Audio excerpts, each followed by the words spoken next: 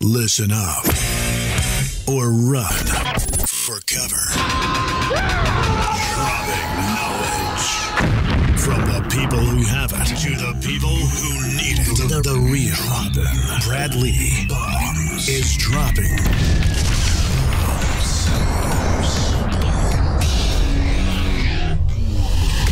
What it is, Brad Lee back again with another episode of Dropping Bombs. Today in the studio, folks, boy, do I got a treat for you. Folks, welcome John Kim, a.k.a. The Angry Therapist. What's cracking, John? Thanks for having me. Dude, I'm excited to have you here, man. I need a therapist. I connect with you just by you saying dude, because I grew up in the 80s, and I still say dude, and people make fun of me. Why? Who? But you also say dude. Well, you live the in La millennials La make fun of Land, me. that's why. What's that? You live in La La Land. Yeah, I live in Los Angeles. Yeah. Yeah. Everybody makes fun of everybody down there. That's true. That's true.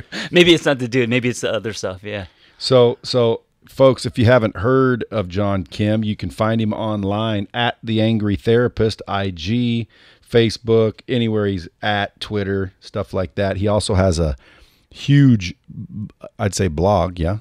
Sure. On Tumblr. Not anymore. I started on Tumblr 10 years ago. Now you're like, you got your own. I'm on Medium now. Oh, and, Medium. Yeah, I do a little micro blogging here and there. But theangrytherapist.com. And you're an actual therapist, correct? I am. Licensed therapist. And you Marriage wrote- family therapist. And you wrote a book that went like hog shit crazy called I used to be a miserable fuck. I Used to Be a Miserable Fuck. True story. Now, why is that? What made you so miserable, and how'd you get past it? I was unhappy. I was in a dark place. I was going through a divorce. I didn't know who I was, and I was chasing. So instead of attracting, I was chasing after shiny things. And so because those things didn't come, and at that time it was cars and a house and a 3-picture deal and all that stuff, I didn't allow myself to be happy. So I was just grayed out and miserable. When you say 3-picture deal, were you trying to be a writer? Screenwriter. Yeah. So you wanted to be able to sell 3 screenplays. Yeah, so a 3-picture deal is when they give you a deal for 3 movies, and you have your little, office on the studio set. It's that whole Hollywood thing. And you make movies. What's that? And then you'd make movies. Sure. Yeah. Was that your dream? That was my dream. I went to film school and all that, and I grew up in L.A., been in L.A. since I was 3. And all my friends were, blowing up and doing big things, and I felt like the kid that got left behind. Mm-hmm. Yeah, so. It's funny. When I was a young man, I always wanted to be an actor. Oh, so I can see that. Yeah, so I went down to L.A. There was an agency, William Morris Agency. Yep. Oh, they're big. Yeah, so, I had a starring role in a movie 3 days before production. The producer's son got out of a drug rehab. Yep. And ultimately, they gave him my part. And so the writers, which was Ken Kesey, he wrote One Flew Over the Cuckoo's Nest. Mm-hmm. So they wrote me a part in specially for me because basically the producer came along and said, hey, I'm taking this kid out and putting my kid in.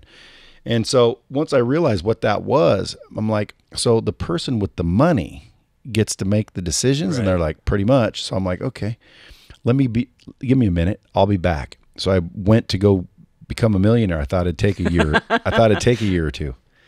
And, 30 years later, here I am. Right. But I always wanted to be the movie star.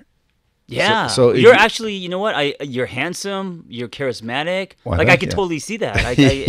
Well, let me ask you this: is that something still that you is that something that you've locked away that's still kind of there? I'm gonna do it. Oh shit! See, now that I can create a movie, now I'm busy with a company. Right. So again, in the next, I'd say 3 to 5 years, I'm going to fund a movie. Oh, I didn't know this. And I'm going to put myself in it. I won't be the star because I'm going to hire a star so people will see it. Right. And I'm going to make sure it comes out. And then I'm either going to be liked or not. So I'll have a very expensive souvenir, or I think, in my case, hopefully what'll happen is other people, and they won't even know I did it, but other people will be like, dude, that guy that was in such and such, let's get him for this part. And next thing you know, I'm just offered parts like normal. Brad, I tell people sometimes growth is about a reunion more than anything else. And I think a lot of people, because we have to grow up fast, or we set out to go make money or do other things, or we have kids, we get married, there's things that we really want to do that are honest to us, like your itch to be in movies or to act. For some people, it's dancing, painting, whatever. It's not really to act; it's to be famous. Okay, to be famous, fine. when we lock that box and we kind of reconnect to the spirit of that, I think that's needed. I think it's rare. I think it's what growth can look like. So I'm excited to see what happens with you with that. Well, I'm getting all old now. Shit, the neck's starting to sag. Like, dude, gray hair in the beard. No, it works for you though. You know. So if I ever do come out, you know, it's not gonna. I'm gonna be more like a older character. I used to want to be the heartthrob. Back in the day. Do you want to be like the character that's kind of you want to be like the Nicholson, you want to be like the Al Pacino, or you want to be you're talking about rom-com? What's the genre we're talking about here? Doesn't matter. Oh, it doesn't matter. As long as it's cool. Yeah. Like a cool Western. Oh yeah. I see that. Only because people say I sound like I'm from Texas. Cool Western, cop movie, Yep. rom-com. It doesn't matter. I mean, I think rom-coms are reserved for I don't see you in a stars. rom-com. Yeah. I see you in something very kind of like masculine, kicking down doors and shit. Kicking down doors, Yeah. blowing people's heads Yeah. off, things like that. Yeah. That'd be fun. Let's do the Starsky and Hutch. But I need a script. Well, You're- I'm a you're the- therapist now. Yeah, but like if you ever wrote one that you never had made, if it's good, let I me know many people with scripts, but we could talk about that later. Yeah, one of these days I'm gonna. I even started writing a script a long time ago. It's called Slick. It's Oh. good. It's good flick. Nice. There's a couple twists, but who knows? I give that up. I'll focus on it the next 3 to 5. The only reason I say that is because I got this to like double and triple. Sure. And then I'm putting in systems and processes so it runs by itself. And then once it runs by itself with a crew of people where I don't really have Yeah. to be here every day, what do you want? What should someone do? You know what I love? The best thing that you said that I love is that I'm either going to have a souvenir or it's going to be whatever, make me famous or whatever. And to me, that meant it doesn't matter about the outcome. What you want to do is actually execute and actually have something that you could turn on and say, that's me, I made it. That's right. Yeah. Because I always said I would. Right. Like my whole family, Right. when I left my little hometown, everyone always asked, I said, I'll be back. But when I come back, I'm going to be a movie star. No shit. But I didn't become a movie star.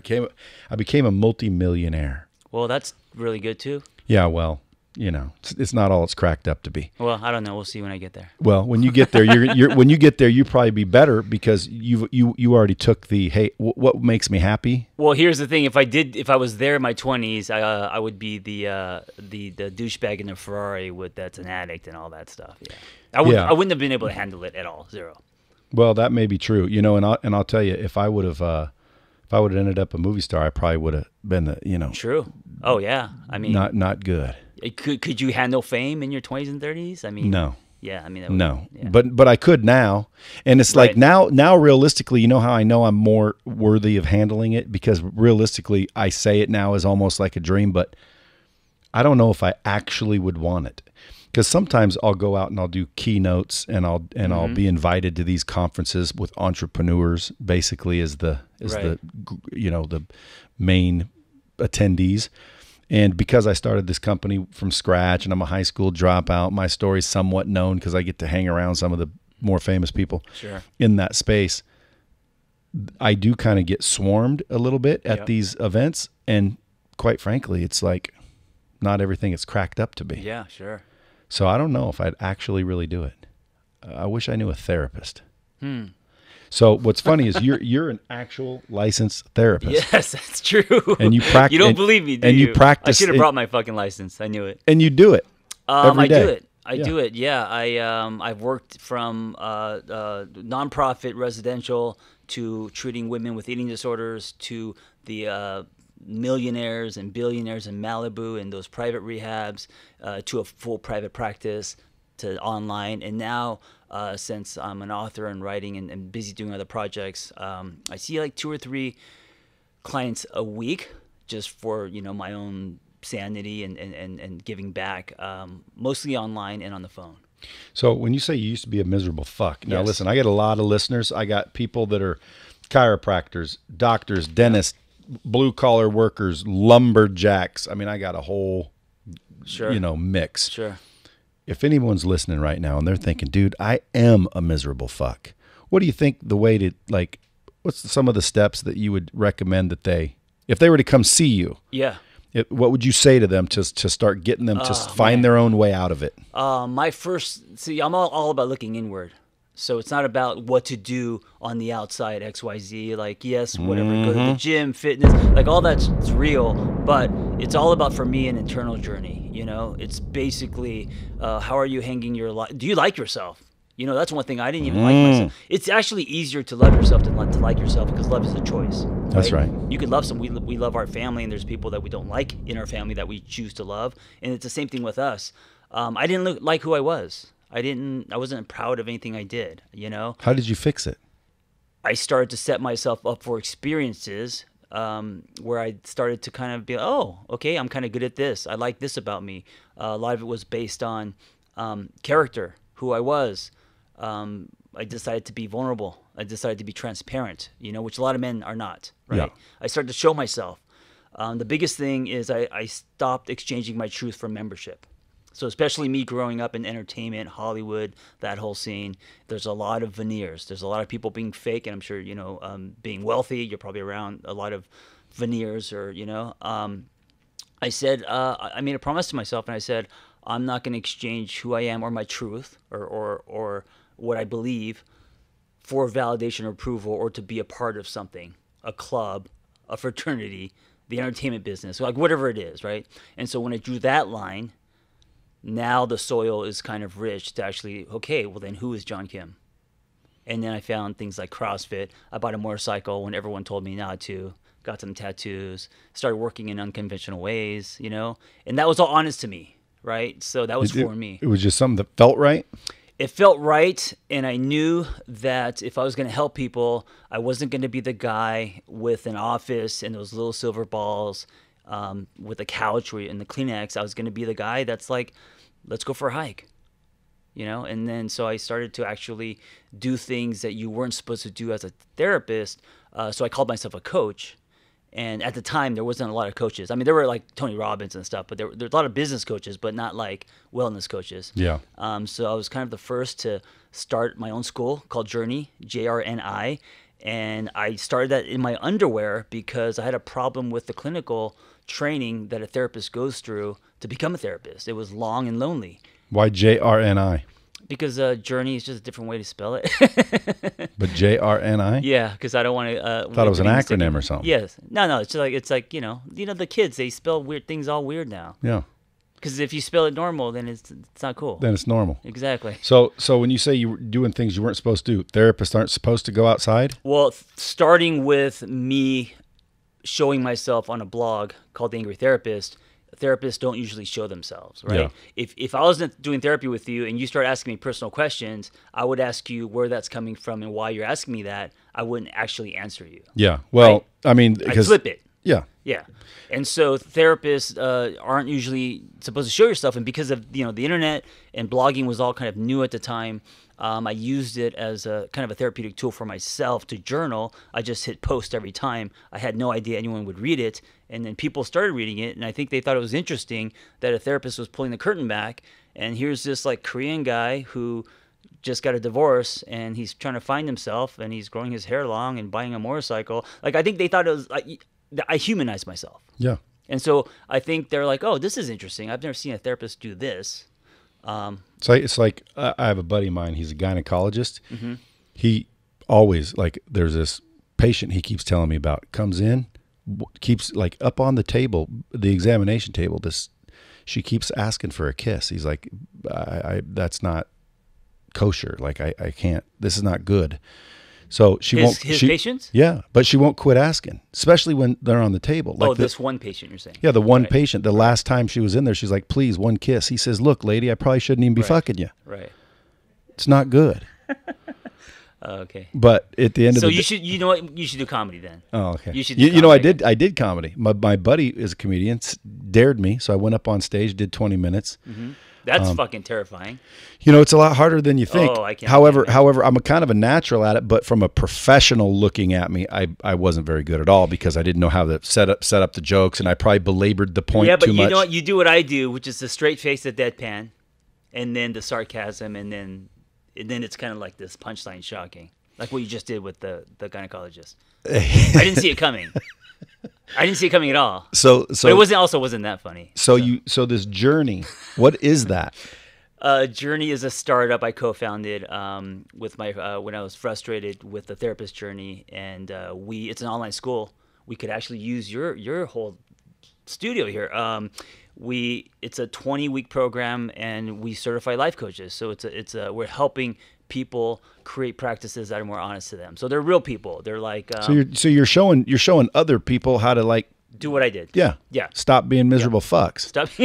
Living in a box, really. Yeah, and what's happening now with the culture of the Instagram, social media is there's a lot of people out there who don't like their jobs or are miserable that want to help other people.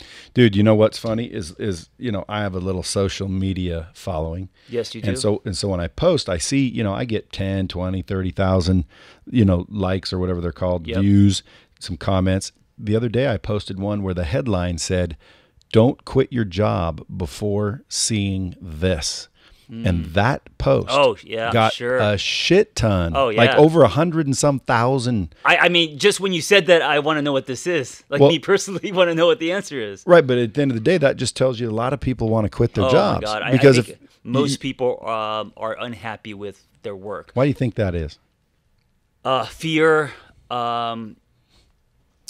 programming, growing up tracing other people's blueprints, like that belong to our parents. All of that. I think people like you who go off and create your own empire, that's rare. That takes courage. That takes certainty. That takes, and I don't know your story specifically if you failed or not, but it's so risky and it's so uncertain that people would rather be safe and just punch a clock instead of the sky and just have a paycheck. People like to dramatize things, I think.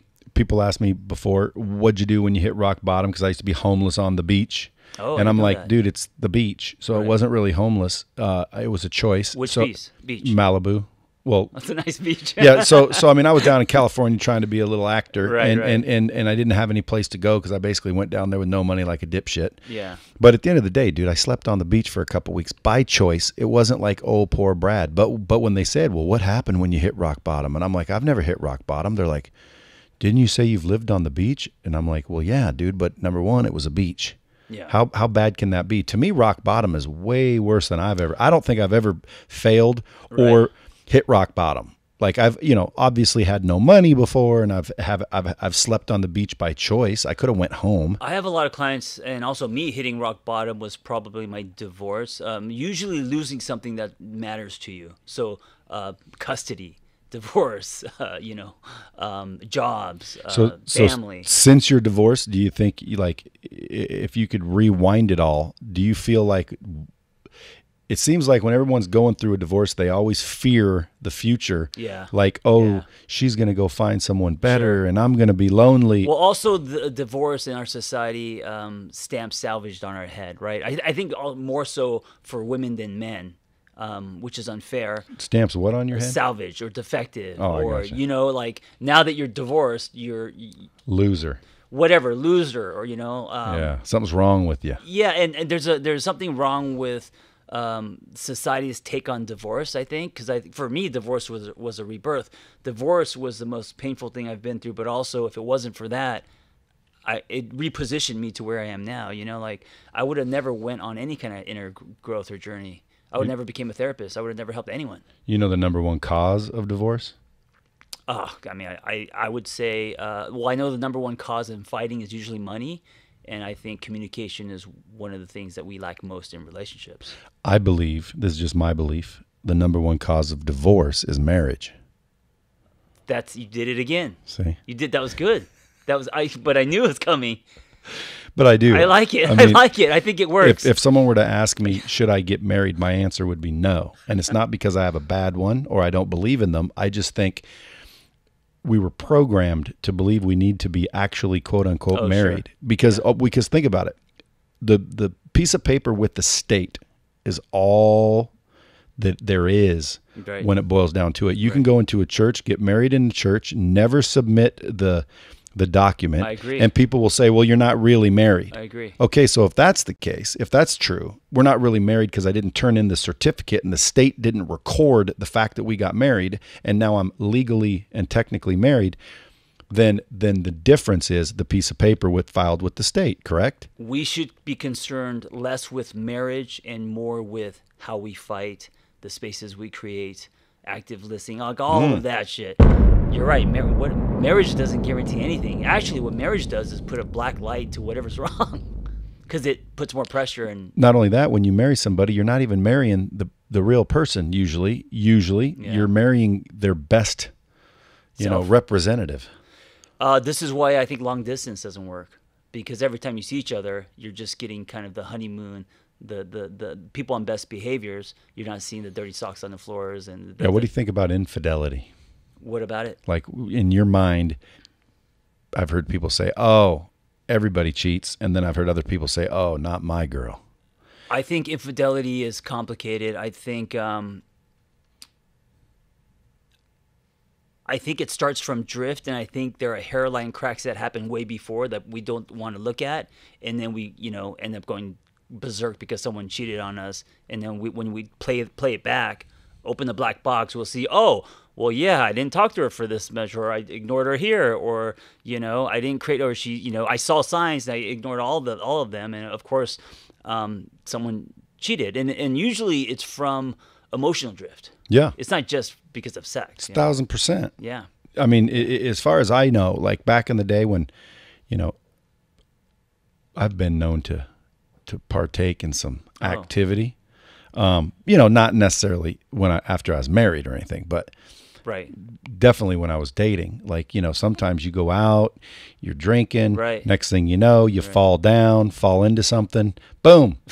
It just falls, it just slips in. Somewhere. Yeah, you wake up the next day and you're like, son of a bitch, I shouldn't have done that. Sure. But you sit there and you think, oh, but my girl never would. Or girls will think, oh, my guy never would. Yeah. But I've always wondered from a therapist, like you guys are all talking in your little circles, behind everybody's back, behind all the patients' back. I know you guys totally do it too, don't you? Absolutely. I knew it. Yeah, we have Monday meetings and we just talk shit. Everybody says, this is all confidential bullshit. You guys are calling your buddies like, dude, I got this whack job came in today. He's humping a goat.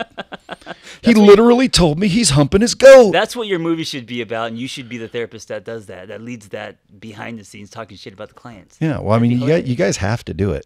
Who do you like? A therapist needs a therapist sometimes. I'm actually dating a therapist. Oh, are you? You guys? We don't talk shit, but we do talk about cases. Cases, of course, because they're interesting. And the other thing that people don't know about therapists is when you're in a session and you leave, the therapist sometimes gets more out of the session than you, because we're human, and there's no way we can't relate to whatever you're going through. Right? Yeah. So, you ever have someone come in there that should be hurt and all broken up, but they're not? And you're wondering, like, dude, how are you going through this? Like, you don't even care, it seems. You have enough conversations and everything surfaces. Because I know a guy that blew out his girl, and it's like every time I've blown out a girl, dude, I always get freaking butt hurt, and I always imagine, like, they're going to end up with someone better, and I'm going to be alone for the rest of my life, and I get all, I don't want to break up. But at the end of the day, this dude, he blows him out like he just doesn't even give a shit. When he blows him out? Like later. Oh. Like breaks up with him. Yeah, but so when that happens, I feel like, and this is a general statement, but I feel like there's other stuff happening underneath. Maybe fear of intimacy. Maybe he's avoidant. I mean, other things that's making him do that, not just what's on the surface, right? So let me go back, because I want people listening to get the value of a therapist while we're on the air. So I'm going to save the bomb squad. I haven't gotten one bomb yet, by the way. Yeah, you have. Your headphones aren't on. Oh, okay, sorry. you've gotten several. Oh shit! You'll have to listen to the episode to see where they were. I will. However, normally we're wearing these headphones, and until one day I decided, like, why do we need to wear those? Just to hear the bomb noise. I like it like this. Yeah, I like it like this. It's good. So I want to go backward, because there's a lot of people listening to this. They're driving around in their truck, and what resonated is when you said I was a miserable fuck. Because right now there's people thinking, dude, I'm a miserable fuck. Yep. Now, how do you get to, like you said, look inward, which I believe wholeheartedly. Sure. I tell people, especially when it comes to success, because a lot of times people ask me, how do you do this? And I always say, look, I know so many people like this too. A lot of times we self-sabotage everything that's going good in our life, and we can't figure out why. And I always tell people, I believe it's because deep down in your subconscious, that's been recording you your whole life, parents, all the negativity and the bullshit, but even ourselves, letting ourselves down, procrastinating, saying we're going to start a diet and we don't. Right. Ultimately, deep down underneath, we're not even aware of it. We don't like ourselves. 100%. I was going to say, even before you said that, start with your relationship with self. Yeah. If you're unhappy or miserable, forget about the Porsches, all the things that you want that are external, and whatever it is, the girl, the house. What is your relationship with yourself like? Yeah. Start there. And I want, and again, I'm 50 years old now, and I'm starting to think, because I'm not unhappy. I'm happy. I got a good for 50. Well, thank you. Is that your real hair? Yeah. Oh my God, that's amazing. What, you fucking think it's a wig? I mean, I'm just saying, like a lot of people. Is that your real hair? You're only 4 years younger. But I'm Asian. Yeah, that's true. That's, I look either 12 or 80. Like you can't really tell. But I got a beautiful wife. She's 30, 31 maybe. Beautiful kids. Like I'm happy pretty much. Right. But am I? Because I don't think I am. Now, why is that? I'm not miserable. I don't know. I don't know you that well. I think you've done a lot of accomplishing, and I think you've built, and I think you're comfortable, and I think you're looking for what's next for you. Well, I just feel like I'm floating. It's always tomorrow. Right. It's always tomorrow. Right. Like I'll be happy tomorrow. Like, dude, I can't wait till this happens, and then I'll feel this satisfaction. Dude, the satisfaction never is coming. Yeah, that's a mindset. That's a chasing mindset. Right. So like when I said, man, I'll fucking have John come on the show. I'll get a quick therapy session real quick because is that why I'm here? I'm trying to figure out. Well, ultimately my mission is to get the knowledge from the people who have it, which is you, to the people who need it, which is everybody. Sure. So I like doing the podcast because there's people listen. One guy called me one time. I was talking to this one guy, text me or DM me, I forget which one. Ultimately, he said he was about to kill himself. Wow. But he was listening to my podcast, and now he's thriving, married, happy. That's amazing. Yeah, we were talking. I was talking to a buddy of mine. Ironically, that buddy that I was talking to is dead. Anyone listening, you want to go back and listen to that episode. His name was Shad Baker. Good buddy of mine. Yeah, like his parents died, and he was all butthurt on the couch. And I'm like, dude, people die. Get your ass up. Look, you got man boobs. I'm like, dude, you literally have man boobs. He was a good-looking dude, country singer, could have been an easy country star. So I was trying to basically shock him into like getting off the couch. Right.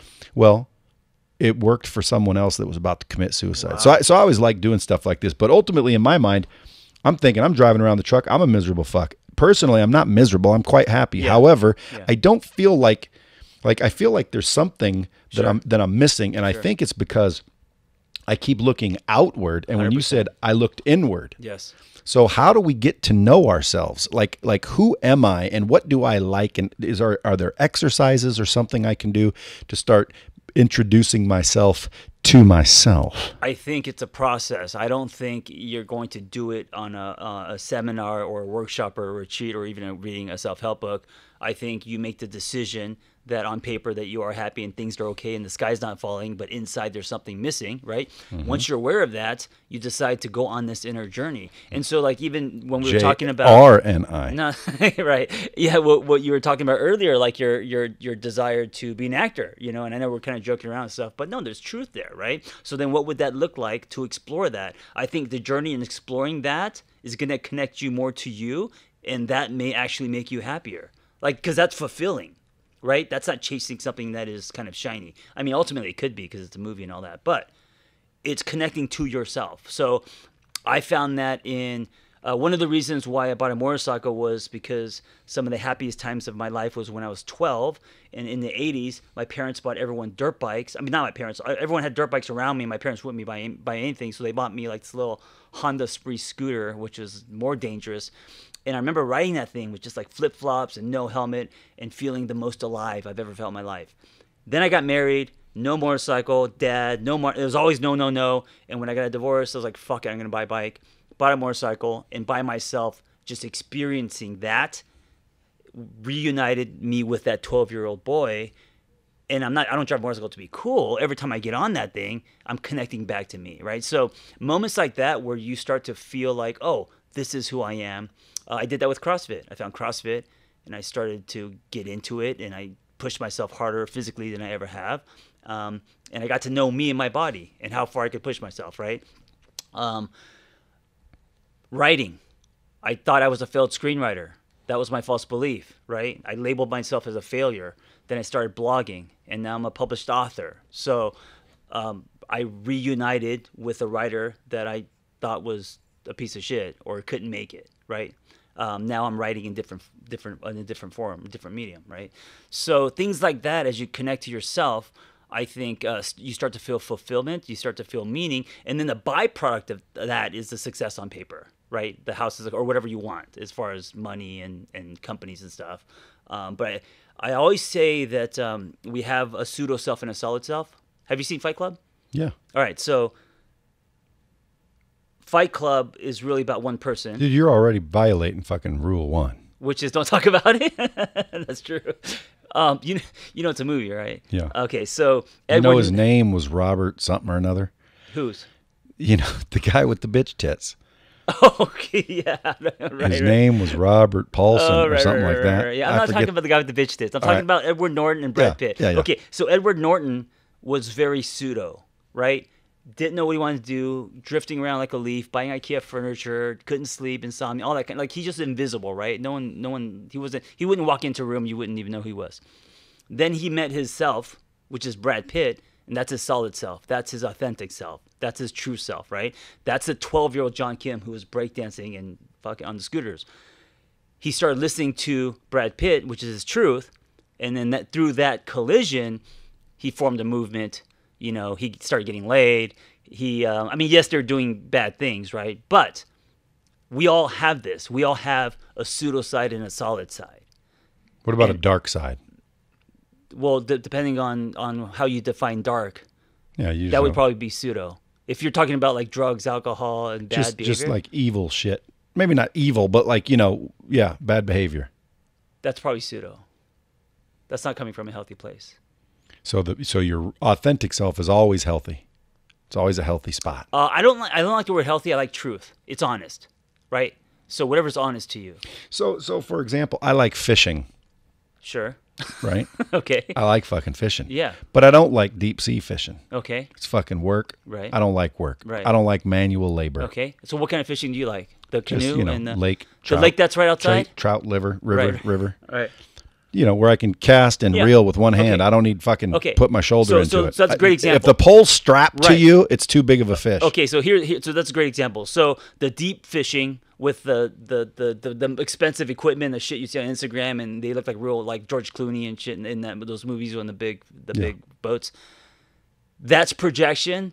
That's pseudo if you participate in that, because your truth is you like the small fishing or the you know what I'm talking about? Yeah. So if you were to go out with your friends and rent big boats and keep doing that, you would be living a false version of yourself. Okay, so good, perfect track here. So I already tell people that say, let's go deep sea fishing. I say, I fucking hate that shit. Now, does that mean I'm already living my truth? In that area, for sure. So where would I not be living my truth? Well, we would have to examine your life and see where you're being pseudo instead of solid. We have time. Well, then I got to send you an invoice. No, Go ahead. I do believe that. I'm going to send you one too. For what? Oh, for the you podcast. said, not only that, but you said you get more out of it than we do. Oh, that's true. That's true. You're right. See, All right. especially with Flipping me, the script I might as well be a doctor. You should. If you give me any problem that you're facing right now in life, I'll fucking fix it for you. I believe that. I believe that. I give the best I believe advice you're solution focused. I am. I do. Solution focused like a son of a bitch. And here, Sure. from an entrepreneurial standpoint, most entrepreneurs avoid problems. They don't want them. We've been programmed to Right. avoid them. Right. I've always liked them. I see them as challenges, riddles. I see them as like puzzles. So I've always like looked for problems, and I find them, and then I solve them. And it gets you ahead, and not to mention it gets you practice and it gets you skilled. The way you get good at something is practice. Well, that's why you're successful on that level. Yeah. Right. Could be. That's not my thing. My thing is subtext. So I go underneath.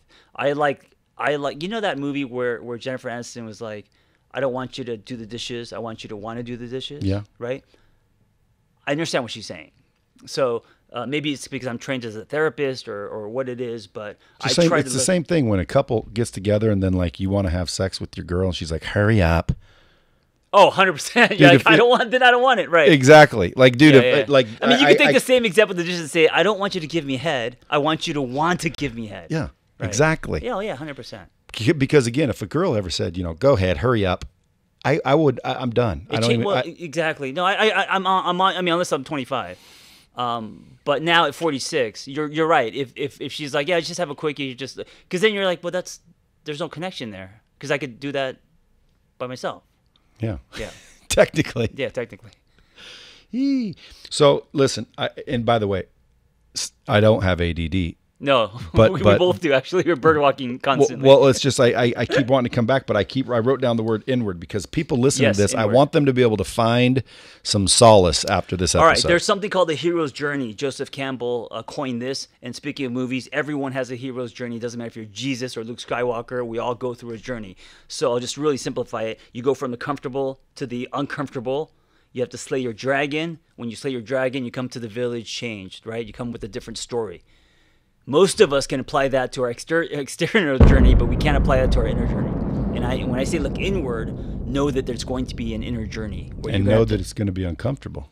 well, know that you're going to have to slay some dragons. And I don't know what those are for you, Yeah. you know? They're usually tied to false beliefs. Like you were saying, you know, I'm not good enough. I'm not smart enough. I'm not tall enough. I'm not, whatever it is, right? Yeah, I don't deserve this. I don't I'm deserve not this. good- A lot of people come to me and they're asking me a lot of technical questions about relationships when in their core they believe that they're not lovable. So if you believe you're not lovable, there's nothing we can do on the surface that's going to, you know what I'm saying? And where do they get those beliefs? Like, give me some Oh, some God, examples. childhood, our experiences, you know, bullied, trauma, you know. I don't think any child enters adulthood unscarred. Yeah. All of that, you know. And if someone's hitting, you know, because I always think there's people out there that are not cognizant of the fact that they've got some sort of damage. Oh yeah, that's called being unaware. that's most of us. Yeah. Yeah, Well, so- self-awareness is actually being aware, creating distance where you can actually see your defects and then also take ownership for them. Yeah. So you Most know what? people blame. I might be like thinking, you know, I'm not really happy. But when you're talking to me, I'm like, dude, I think I am fucking happy. You know what I'm saying? So like, see, a therapist helps no matter what. So is the revelation that you actually are happy? Yeah, When you I mean, came in but- here thinking you weren't? Well, the deep sea fishing, it's like, fuck, I already tell people I ain't doing that shit. Like, I kind of do what I want to do and I don't really give a shit. I always say everyone has a superpower. Mine's I don't give a fuck. So I don't fall into peer pressure. I don't do things I don't want to do. I do. Well, I think you do care. You just don't allow yourself to fall into, you know, right. When you Well, say, well, here's one day I made a realization. I can't make everybody happy. no. And if I can't make everybody happy, who am I supposed to choose? My mom, my dad, because they got divorced. Yourself. You know, my friends Right. or my family. Like who do I keep, you know, Yourself. happy? Right. So I just kept going, trying to figure out who do I keep happy. Right. And then it dawned on me, look, if I can't make everybody happy, the only person that I probably should worry about is me.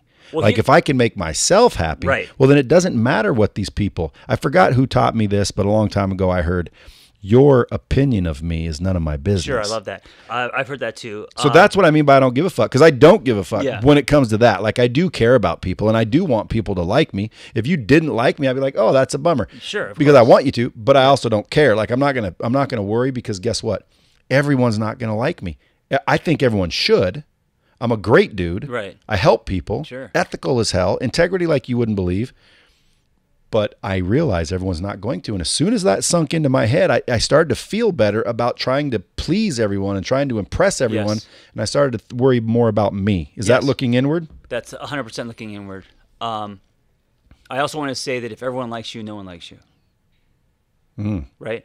Looking inward is what you're talking about. It's if you don't establish a healthy, meaningful relationship with yourself, if you don't like yourself, all your other relationships are going to be lopsided because now you're coming into it kind of a lukewarm version of you. Yeah. Right? The pseudo, what is I'm saying, right? You're coming in as Edward Norton instead of Brad Pitt. Yeah. Right? And so if you want to have healthy relationships with your wife, your children, your boss, whatever, you have to stand on your truth. And sometimes that means to say no, or to raise your hand in the boardroom, or to draw boundaries, or whatever it is.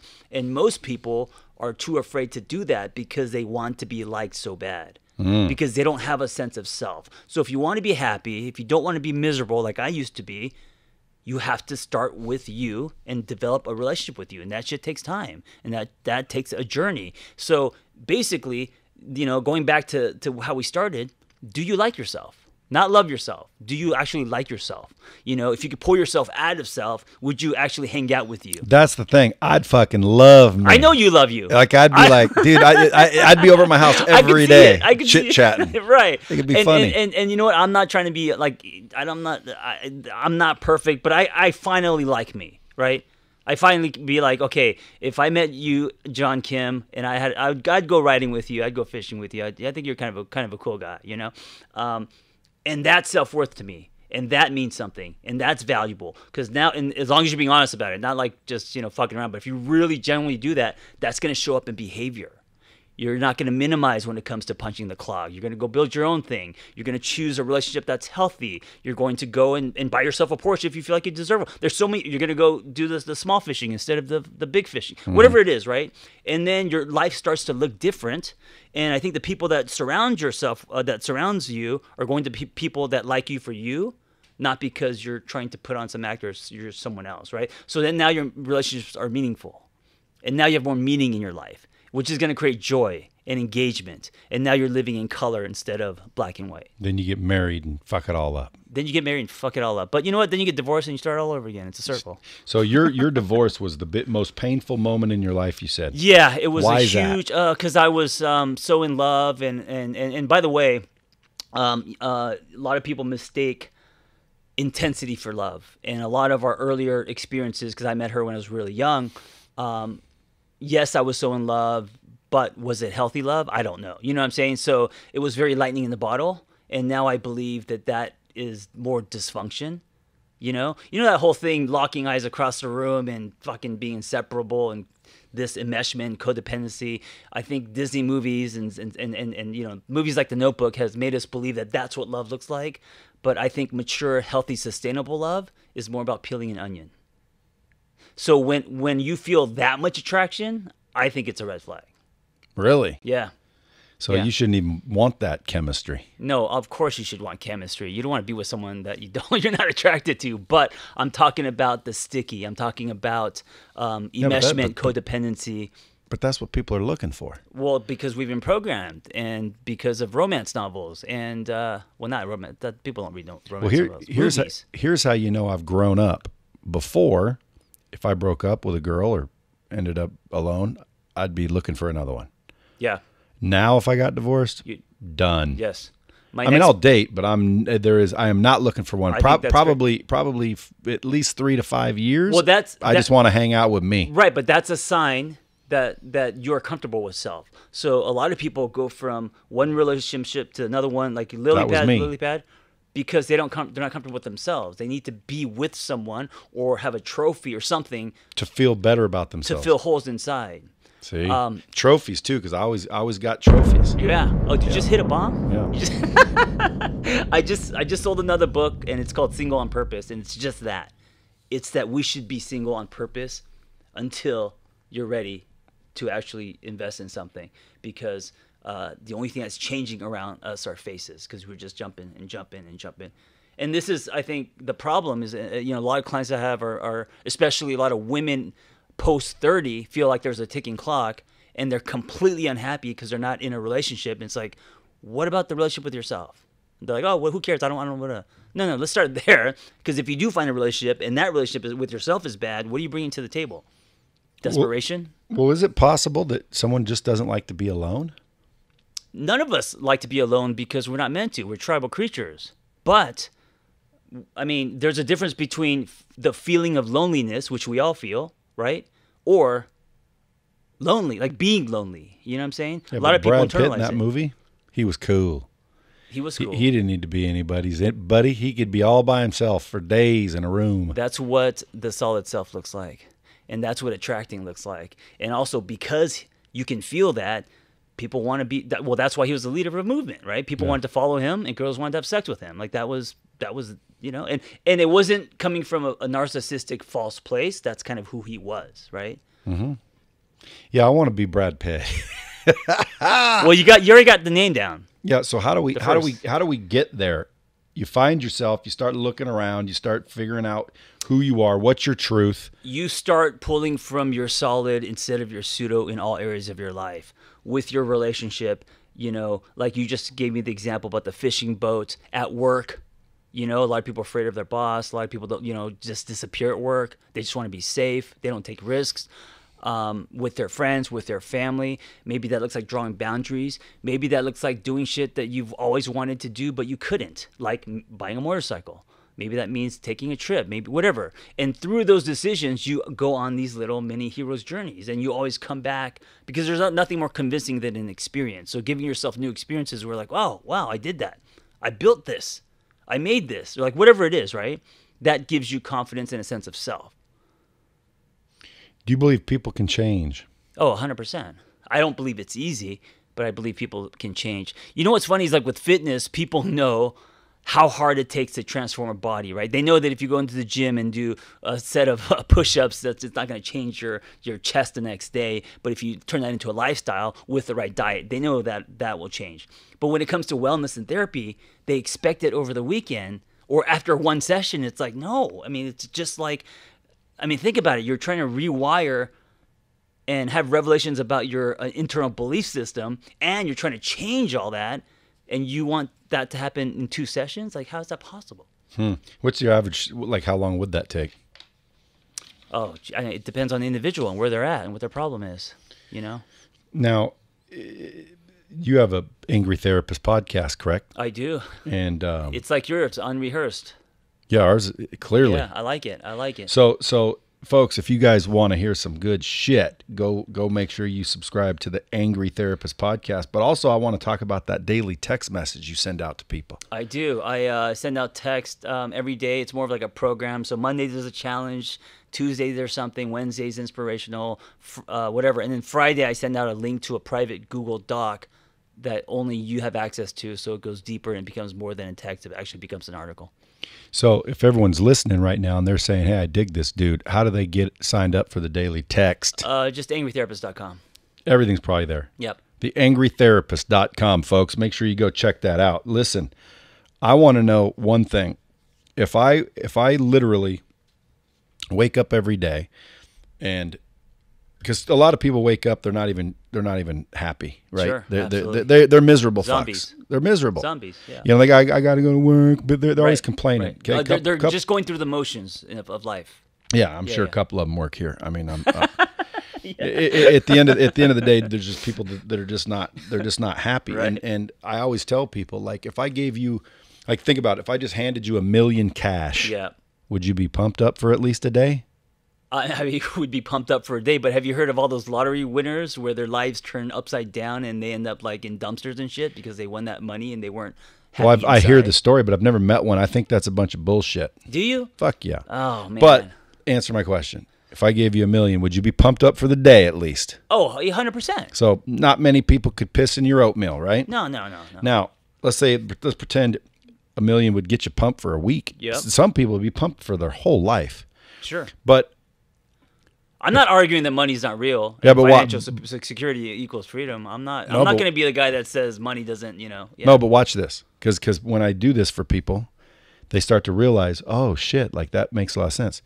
So if I gave you $1 million, you'd be pumped. And people are always like, yeah, I'd be freaking ecstatic. Yep. Okay, so let me ask you a question. If I gave you $1 million, but I told you you can only live for another 20 hours, would you want the $1 million? No, of course not. So you agree that life is more valuable than $1 million? Yes. Then how come every morning when we open our eyes, people are not fired up as if they just got $1 million? Because you just said life is worth more than $1 million. And every morning we wake up, we're like, oh shit, I get another day. I get more life. But yet we wake up all grumpy. We wake up ungrateful. You have to feel, not just make a list, but actually feel moments of gratitude that you can stretch to believe that life is worth more than $1 million. But we all know that it is. logic. That's Nobody not would feeling. pick $1 million over life. Well, logically, you know that, but you have to actually wake up and feel, right? And people aren't feeling that because they're in a dark place or they're miserable or they're grayed out because they don't like their jobs or their relationships or all of that stuff. And Is there ever a way that someone can just, like a light bulb no, comes of course on their head? not. Huh? No. A genie, you mean? Like someone just... No, a light bulb comes on in their head and they fix their problem. Listen, when I Oh, used, I think there's a I think there's a moment where you have your bathroom moment or a light bulb or whatever where you wake up and you know that something needs to change. Absolutely, but I think that's the first domino. yeah, like first, like the gratitude. Like I wake up every morning, first time I open my eyes, I'm like, dude, Yeah. this is awesome. And I get up, I have no alarm clock. People are like, dude, you go to bed at what? Midnight? You get up at Did 5 you a.m. always practice that, or was that after you were successful? When you were on the beach in Malibu, you weren't doing that shit. No, Yeah. and not only that, but that's what I Okay. mean by light bulb moment. So a light bulb moment was when I said, shit, I can't make everybody happy. Fuck, Right. I might as well make myself happy. Right. And then I thought, wow, because I always thought, you make yourself happy, you're selfish. You make yourself happy, Right. you're greedy. Right. And I always believed that I have to worry more about you guys and I have to do all this bullshit, when in reality, you don't really have to do that. Like, make yourself happy. And when I started thinking like that, it fixed a lot of my external issues, relationship problems. People started thinking I was cool, wanting to hang out with me. Sure. Before I did all that, I was always wondering, why didn't anyone want to hang out? Yep. When in reality, because I didn't want to hang out with myself. Yes. So at the end of the day, I start looking at dude, I can't make these guys happy. Light bulb, might as well make myself happy. So Yes. boom, things changed for the better. The gratitude, I wasn't always grateful, Right. but a friend of mine, his dad died just like this. And I started thinking, we were sitting there talking and I just started thinking, I'm like, dude, like you don't realize how freaking fragile and short life is. I'm like, dude, every single day we wake up, man, we're getting the news that we get another day because his dad didn't wake up. So I'm like, dude, every day you wake up, man, that's like news. That's like getting $1 million, more than $1 million. It's more valuable. And we're both like, holy shit. And so we both realized that, damn, dude, you should wake up pumped up and fired up every single day. And it's hard to constantly be in a positive mood. But if you ask anybody that actually knows me, if I'm ever in a bad mood, not usually. Wow, and that's if I am, it's very brief because I remind myself every Right, morning, right. dude, Well, then you're a what lucky son what's of a happened bitch. Is you've turned it into a practice and a lifestyle. Yeah. Well, Right. I just believe I'm a lucky son of a bitch. Like, I'm lucky. You're lucky. We're all lucky. Yeah. But I don't believe that people are waking up realizing how lucky they are to be awake. We take it for granted. Yes, but they need to experience something that makes them realize that. They're not going to logically just get up and think that because someone told them to. So what if someone's sitting there thinking, they're listening to you and they're like, well, dude, I hate my boss. I do hate my job. You know what? I like smoking weed and playing Xbox. Well, but That's okay, what I okay, like. But be honest with yourself. Is that a way of escaping and not facing life? I don't know. I personally like Call of Duty. So if I could, Yes, but you're here building an empire, so you're not playing Call of Duty 12 hours a day. But that's responsibility. If you said, Sure. fuck everybody in the world, guess what I'd be doing? What? Be playing Xbox. No, you wouldn't. Sure I would. No, you wouldn't. Yeah, I would. You would Not be- every second of every day because No, you people wouldn't. come over. I do want to, You visit. would be doing that. You would be acting on a set. You would be making sure that this stuff is running. You would be doing a lot of things. You wouldn't be at home smoking weed and playing Xbox. There's no way. I'm telling you, I'd love it. You wouldn't do it every day for 12 hours a day. Not every day. No. You get well, there's bored. a difference, right? Well, so yes, in moments, of course, you could smoke weed or play Xbox or do whatever you want to do that makes you happy. That produces joy. It's one of my 3 things you should hang your life on. But if that's all you do, now it's an escape. Now it's an addiction. Now you're running away from yourself instead of towards yourself. Well, that's where I'm trying to go with my listeners right there is basically when's the difference between being responsible? Because again, the reason I have a company is because I'm responsible. I have children to pay for. Right. You have to be responsible. Right. Even where's the line between, I was listening to John Kim and he told me I need to be happy. So I never said you need to be happy. Happy's a bumper sticker, man. I never said happy. well, maybe I'm saying I said, look inward. I said, pull from your solid self and build a life on meaning, joy, and engagement. Well, maybe I'm inferring to people they should worry about happy. But, Gary Vee and a lot of these gurus out there, they're basically saying, fuck money, worry about being happy. Sure. Where do you draw the line between, be happy, but at the same time, dude, you gotta pay your bills. You have to be responsible. 100%. It's hard to be happy when you are in broke, debt. sure. And hate of course. And marriages, a lot of them fail because of money. Yes. A lot of them fail because, somebody's sitting there basically saying, hey, let's just gaze into each other's eyes. No, someone has to get up and go to work sometimes. You know that Maslow's hierarchy of needs, where you need the fundamentals before you move up to these stages. I think money is like one of those things where, yeah, it's easy for a lot of these millionaires to be like, yeah, be grateful and be happy and all that. But if you are broke and you're in 200 grand in debt and you have kids and you don't know how to feed them, you're in fight or flight. You're in panic. You're not going to be thinking about like, okay, I need to go to yoga today. You know what I'm saying? So you have to get to a certain place where you have some kind of financial calm, and you don't have to be a millionaire, but where you feel like, okay, I'm okay. Then you could start practicing building happy body, working on self, and all of that stuff, right? Well, that's where I was going with that. Do you? Is that the fact? As a therapist, is that what you would advise? As a 46-year-old man who's been on this planet, as John Kim, I've had a life where I was making 30 grand a year, and all the people, when I was working in nonprofit, and all the people around me were making, 6 figures. And was I happy? I mean, I was happier than when I was, going through a divorce, but no, I didn't. I'm not happy as I am now, where I have a little bit more financial freedom. So I think money is a thing. I think it's real. It allows you to do things like not worry and travel and eat out at restaurants and stuff like that. But money itself, I don't think brings happiness, right? I think that at a certain point, money taps out, and then now it's about who are you and what's really going to make you happy that is not outside of self. Yeah. Living a life that's inside out instead of outside in, right? So it's not proportional. So I think just because you're a billionaire doesn't mean it's proportional to the amount of happiness. If it is, I think it's coming from a false place. Yeah. You know what I'm saying? Well, sure. I think that in itself is an addiction. We've all heard of rich people being unhappy and killing themselves. Yeah. I mean, go drive to Beverly Hills. All of those houses are just empty and vacant. And yeah, I mean, listen, believe me, because I've been broke and I've been rich, and rich is way better. Right. No matter what. No matter what. Like, I'm not there yet, and I agree. Yeah, and if you're going to be unhappy, it's better to be unhappy rich.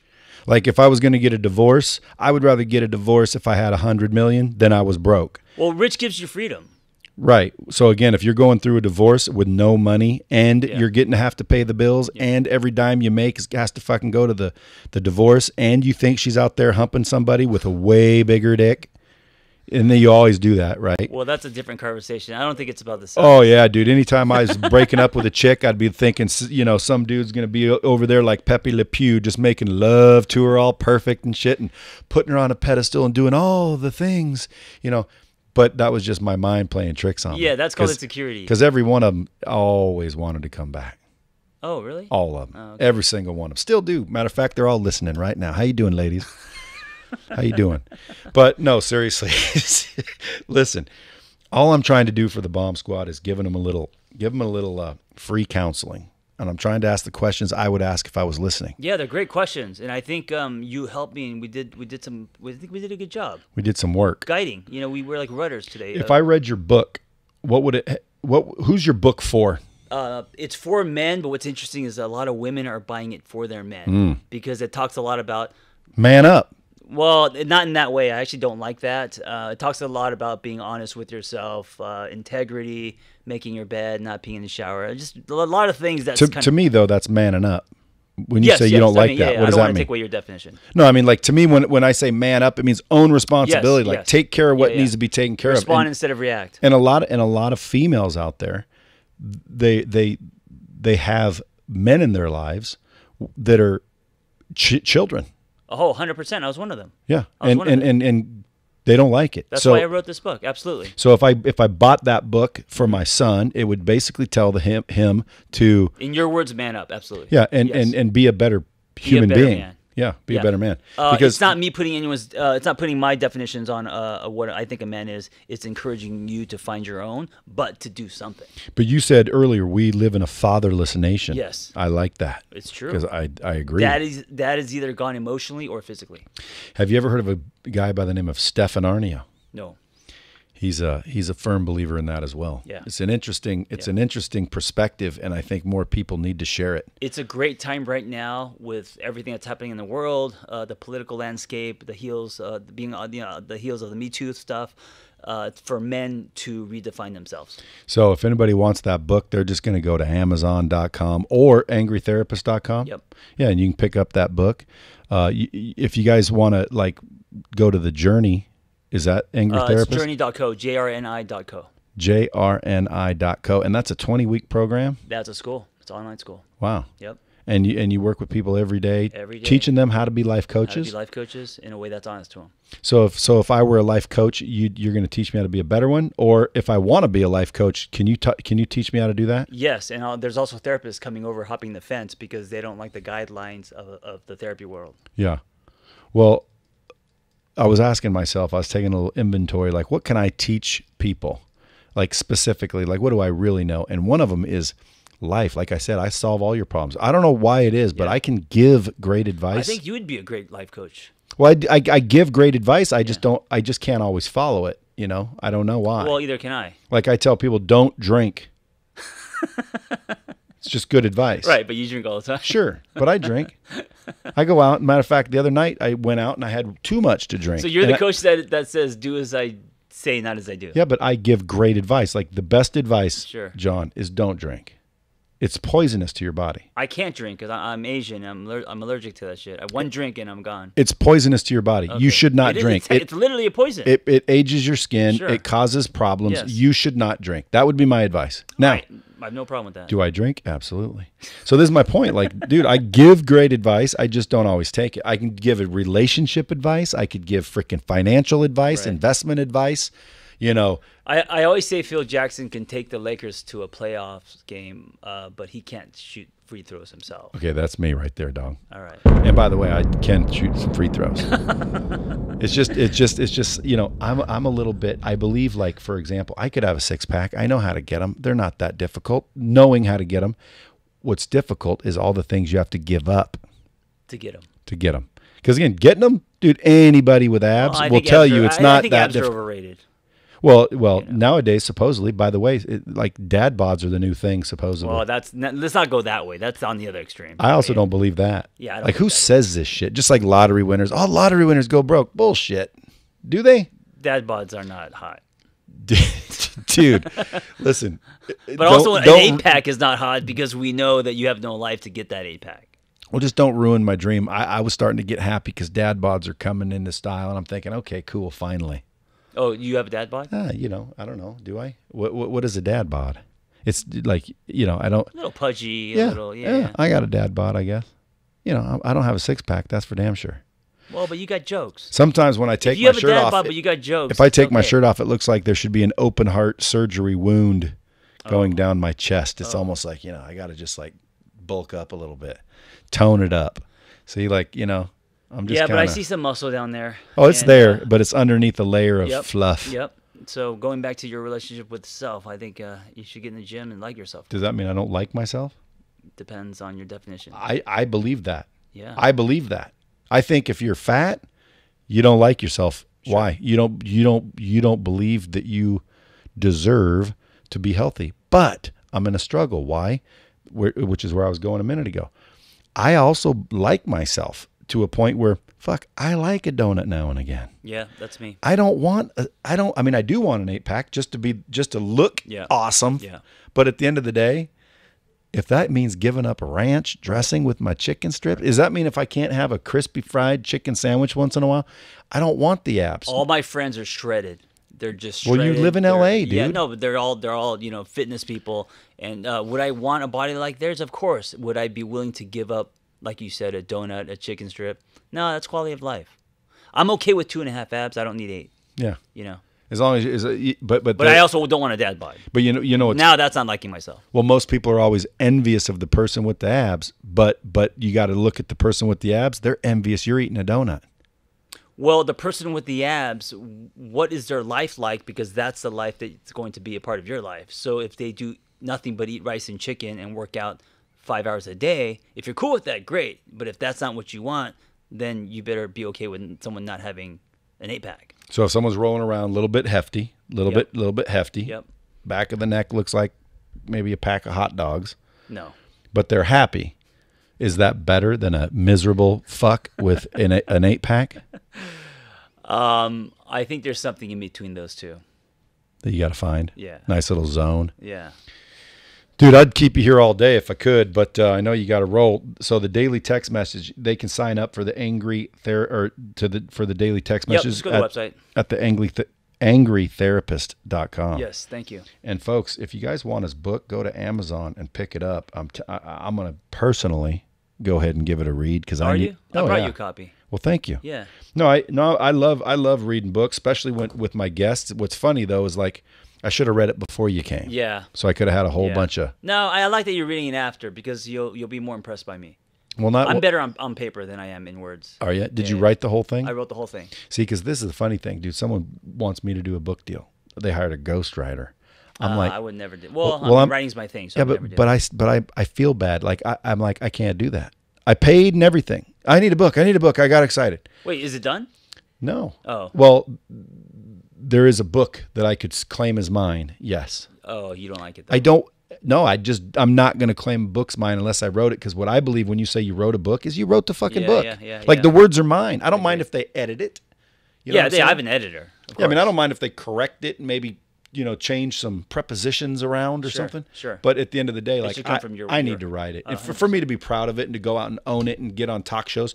Last thing, do you think that book opened a lot of doors? Do you think, man, that book's really when shit started to kick off, or was the blog? Yeah. So what happened with my book is the airports picked it up. So once it got into the airports, because you're actually they only pick a certain few, and I think maybe they thought there's a lot of miserable fucks at the airport, so they picked up my book, and my book is now in airports, and that kind of They started selling left and right. now it's doing well. So now are you requested all over to like talk shows and shit like that? I got requested to Vegas. That's right. That's all that matters. That's right. That's right. Let me give you a bomb on that one. All right. Well, John, I appreciate you guys you coming in, folks. If you guys love what you heard, make sure you share this, rate this podcast. Go check out the Angry Therapist podcast. You'll hear more from John and his guests. And until next time, keep it real. Be well, guys. Thank you.